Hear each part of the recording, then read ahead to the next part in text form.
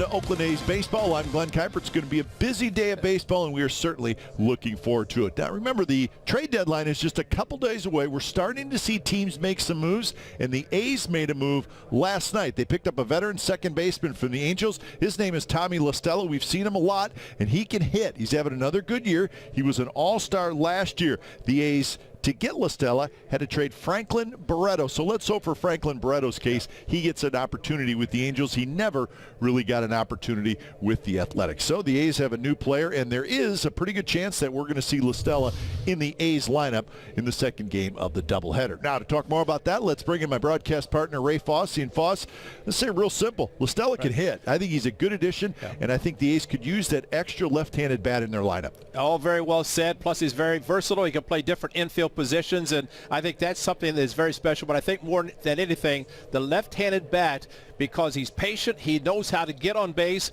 Remember with the Angels, he was hitting second, kind of setting the table behind David Fletcher, setting the table for the middle part of the batting order. Let's hope he can do that here, and if he can, get some hits as well, but also set the table for the middle part of the lineup. Tony Kemp's going to be in the lineup for game one of the doubleheader at second base. Kemp's the guy that, quite frankly, he's going to lose some at-bats here, Ray, but that doesn't mean that Kemp still can't be a very effective player for the A's. You know, he's also very versatile, and what he did against the Angels, got his first run batted in. That was in the last homestand. Did a great job there, but I think this is the most impressive. With the shift on, he was playing about 45 feet down the line, coming down the line, so that was a short, wild pitch, and as soon as the ball got by Chirinos, he came in to score, and I think that was huge for the Athletics, taking advantage. And then the double play against the Angels, getting Rendon off second base, so very versatile, very good defender. Doubleheader. Let's check out the starting lineup for the Oakland A's. It's brought to you by Xfinity, and here it is. Simeon, Grossman, Piscotty, Chapman, Olson, Canna, Laureano, Kemp, and Murphy. That's the A's starting lineup.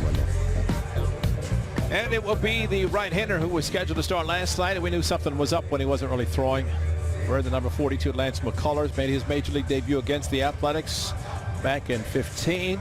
He's not pitched since actually the 2018 in July against the Athletics and during Tommy John surgery. Of course, his father, there's a big story there about his father being drafted and pitching in Major League Baseball. So Lance McCullers, basically fastball, curveball, changeup. The A's have seen him enough to know that, and hopefully they can get off the right foot in this first game of this doubleheader. Both games, 7 innings. Astros defense behind Lance McCullers will look like this. Michael Brantley, George Springer, Josh Reddick in the outfield. Jack Mayfield, Carlos Correa, Jose Altuve, and Yui Gurriel in the infield. Martin Maldonado is your catcher. Cup, I've never done a 7-inning doubleheader. Well, I was just thinking, I'm glad you said 7 innings because we want to remind our viewers that it's a 7-inning game.